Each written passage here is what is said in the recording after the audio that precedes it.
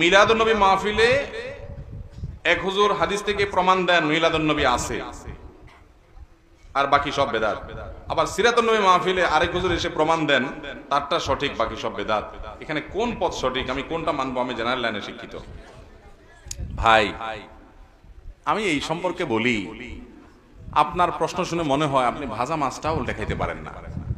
আপনি এত সোজা সরল মানুষ যে হুজুররা একজন আপনারা হাইকোর্ট দেখায়, আরেকজন সুপ্রিম কোর্ট দেখায়, আপনি কোন দিকে যাবেন কুল পাচ্ছেন না। আপনি জেনারেল শিক্ষিত মানুষ, আপনি কোরআন হাদিস সম্পর্কে আপনার ধারণা নাই। হুজুররা আপনারা একজন একদিক বলে, এই জন্য আপনি এখন দিশেহারা, আপনি বিরক্ত, আপনার মেজাজ গরম, হুজুররা এত রকম কথা বলে কেন?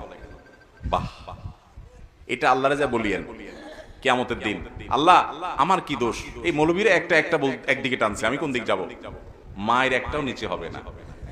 আল্লাহ বলবে দুনিয়ার সব ঠিকই বুঝছো, শুধু ইসলামটার বেলা আসলে হুজুরদের দোষ দিয়া বলছে হ্যাঁ হুজুররা একটা বলে আমি কোনটা করব?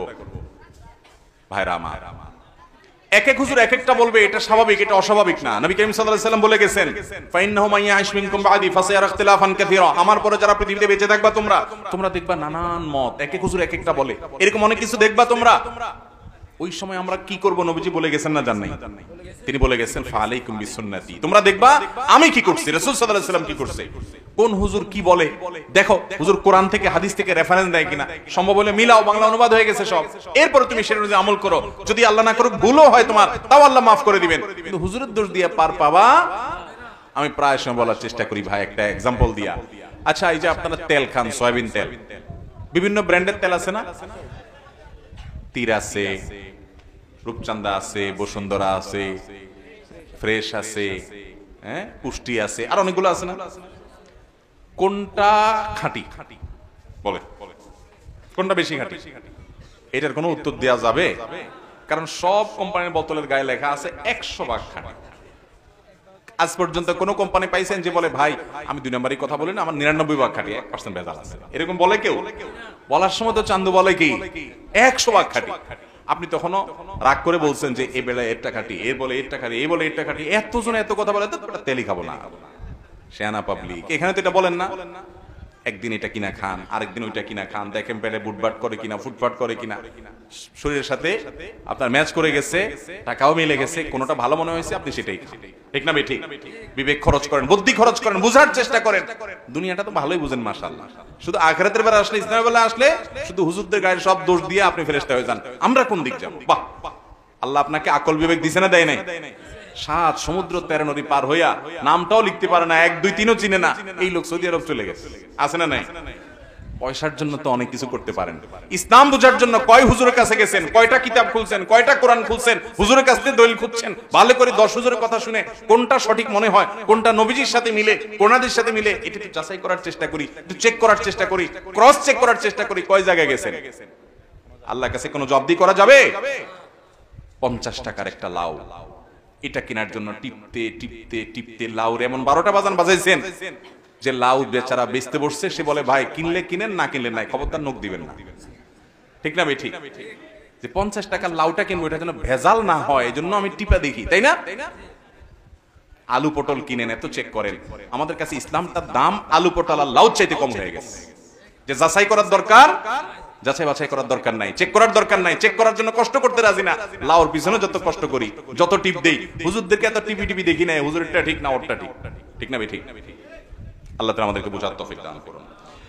মানুষ মারা যাওয়ার পর যে মারা যায় তার আত্মীয় স্বজনদেরকে এলাকাবাসী খানা খাওয়াবে, কারণ তাদের মন খারাপ, প্রিয় মানুষকে হারায়, রান্না করার মানসিকতা নাই, তাদেরকে রান্না করে খানা খাওয়াবে। এটা হলো সুন্নাহ। এটা হলো কি? আর এলাকাবাসী যে মারা গেছে তার ছেলে মেয়ের কাছে, তার পরিবারের লোকদের কাছে 7 দিনা, 3 দিনা, 40 দিনা নাম দিয়া বিভিন্ন রকমের জিয়াফত খাওয়া, এটা হলো বেদাত। এটা হলো কি? বেদাত। বাংলাদেশের সবচেয়ে বড় বেদাত এটা।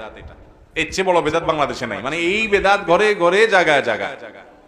এই বেদাত মানুষ ইচ্ছায় করে, অনিচ্ছায় করে, কারণ না করলে বলে কি ছেলে রেখে গেছে, কারোর একটু হাতও ধোয়াইলো না। এরকম ছোট লোক আছে না নাই? এগুলো না জায়েজ কথা। আরে ভাই, মানুষ খাওয়ায় হলো খুশি হলে। মানুষ খাওয়ায় কখন? বিয়ে করছেন, নতুন বউ ঘরে আসছে, খুশির ছোট অলিমা খাওয়ান।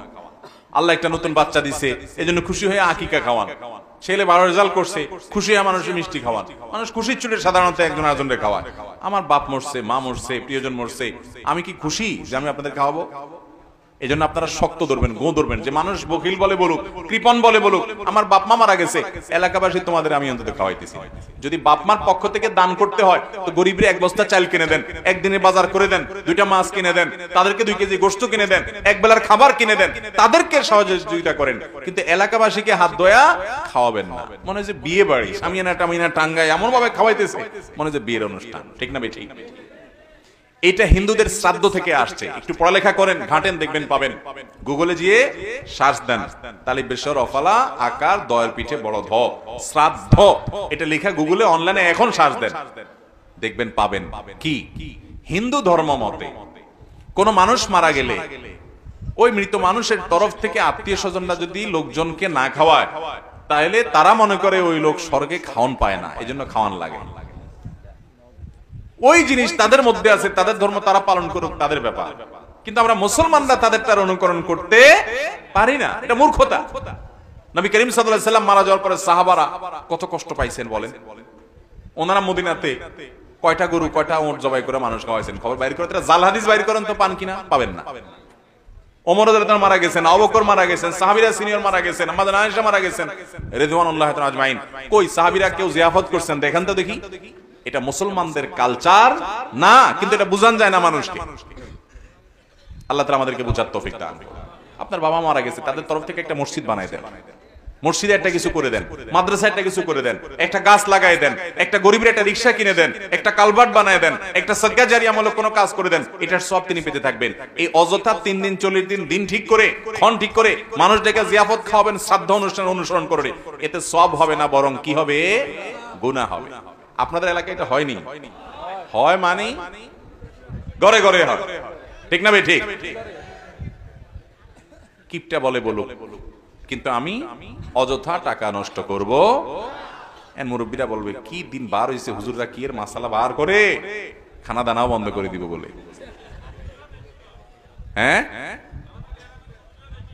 ও হুজুররা আরো বেশি করে খাইতে, তো যে হুজুর বেশি বলে বুঝতে হবে ওনার এখানে কি আছে, পাত্তির কামসাম আছে, ব্যবসা বাণিজ্য আছে।